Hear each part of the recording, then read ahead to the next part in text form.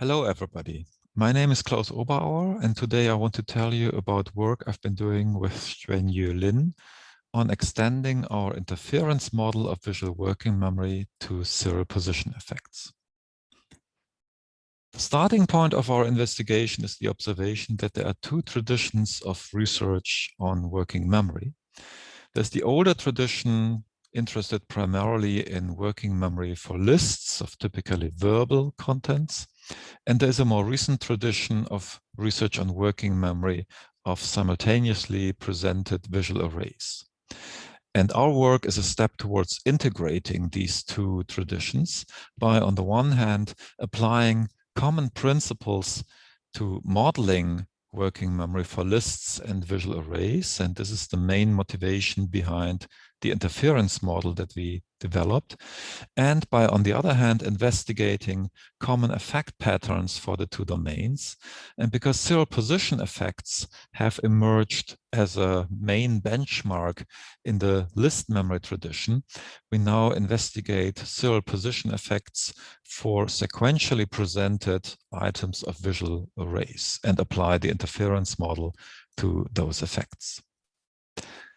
The core assumptions of the interference model are that if we want to remember and keep in working memory a set of content elements such as words, objects, or simple visual features such as colors or orientations, we need to bind these contents to appropriate contexts that we can use as retrieval cues in the test situation.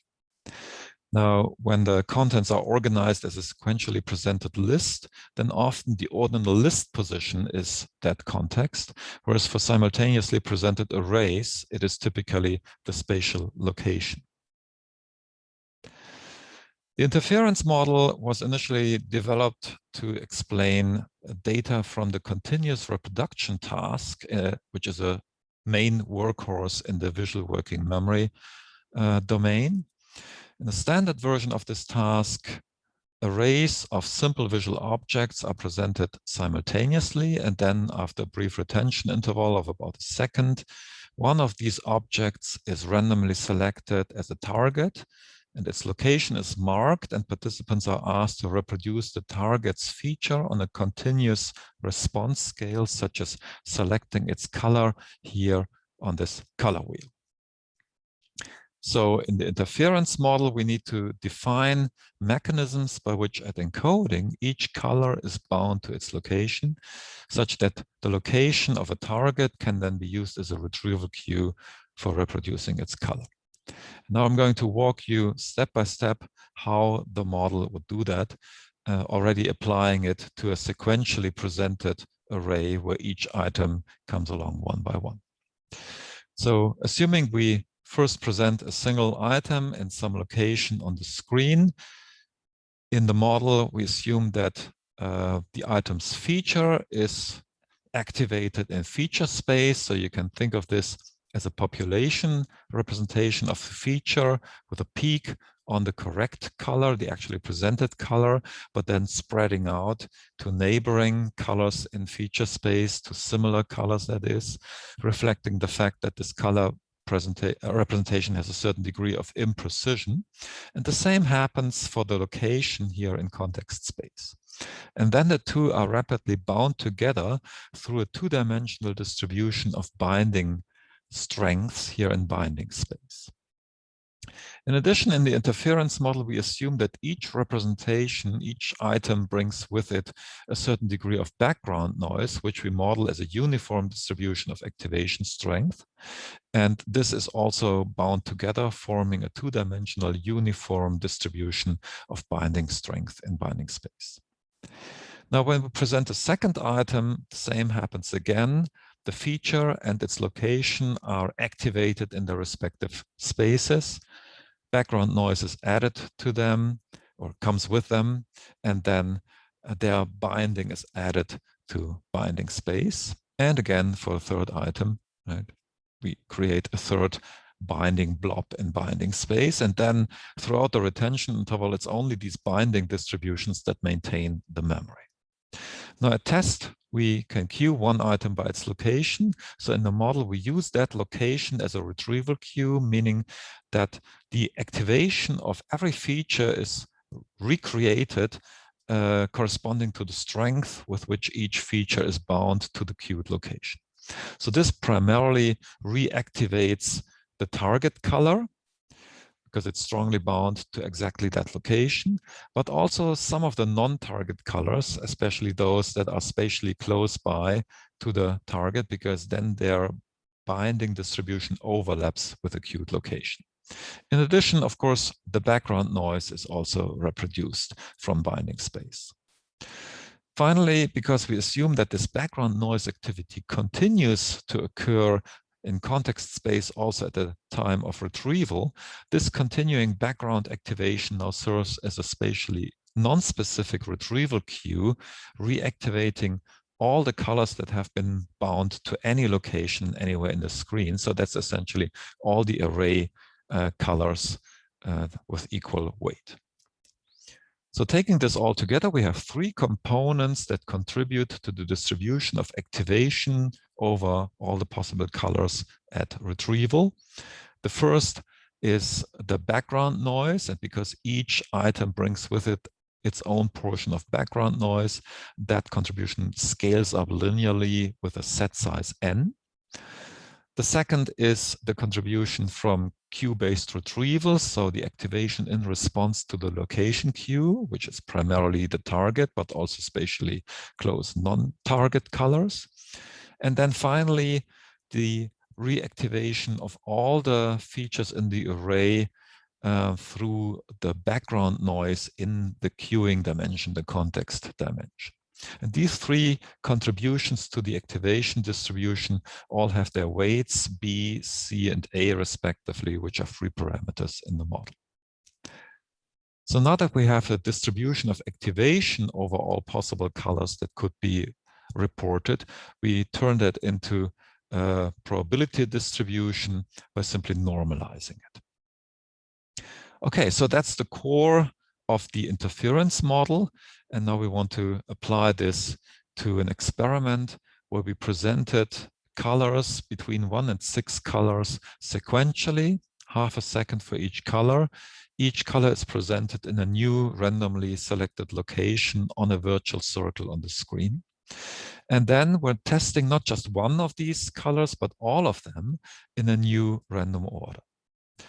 And so this design gives us information about the effects of serial position of input, so the presentation sequence, and independently also effects of the serial position over output order, so the ordinal position in the test or output sequence. Now, to make sure that participants rely primarily on visual representations and not on verbal labels of the colors that they see, we ask them to engage in concurrent articulation throughout the presentation phase. Here's a first look at the data. What you see here is average errors of reproduction. So that's the angular deviation between the response and the true color on a color circle. So larger errors are worse performance. You see this plotted over input position with a separate line for each set size. And what you see here is a typical pattern of serial position effects as we know it from many list memory experiments, with a primacy effect. So early list items are reproduced relatively well. And at the larger set sizes, also a recency effect. So the last 1 or 2 items are also reproduced reasonably well. In addition, of course, you see the usual set size effect. So with larger set sizes, errors get larger.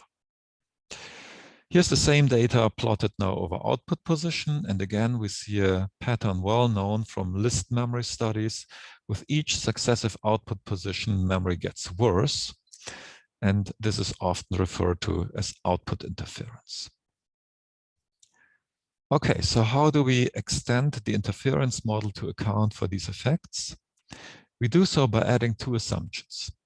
One is that with every new event, every new item that is encoded into working memory, the contents of working memory are automatically and in an obligatory fashion updated, which means that earlier, older contents are reduced in strength by a constant proportion delta.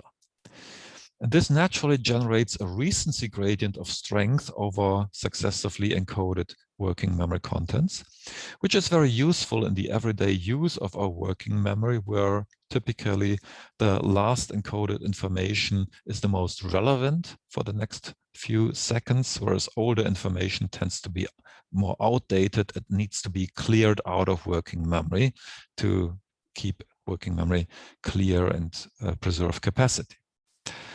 Now, sometimes we're in a situation like in an experiment where we ask to remember not just the last information, but say the last 4, 5, 6 items of information that we encoded. And then we need to do something to protect the earlier but still relevant information from being cleared out through updating. And we assume that in that case, people intentionally give the first item of a to-be-remembered series an encoding boost on top of a baseline encoding strength. That boost is described by parameter beta, and that boost decreases proportionally by a proportion pi with each successive item of that sequence.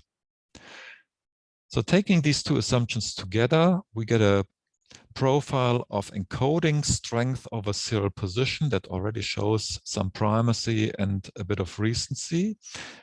And you also see when you look at the different lines for different set sizes, smaller set sizes result in larger overall encoding strength, which already gives us some set size effect for free from these two mechanisms. In our application of the model to this particular experiment, we also wanted to do justice to the fact that participants could use two retrieval queues, two retrieval routes, when we give them a location at test to indicate which items color to reproduce next.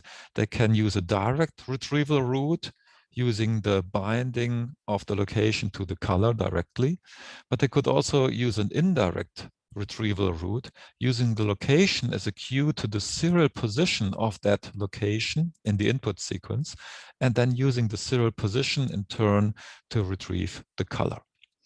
And so in the model, we assume that retrieval is a weighted combination of the two, with the weight W as a free parameter.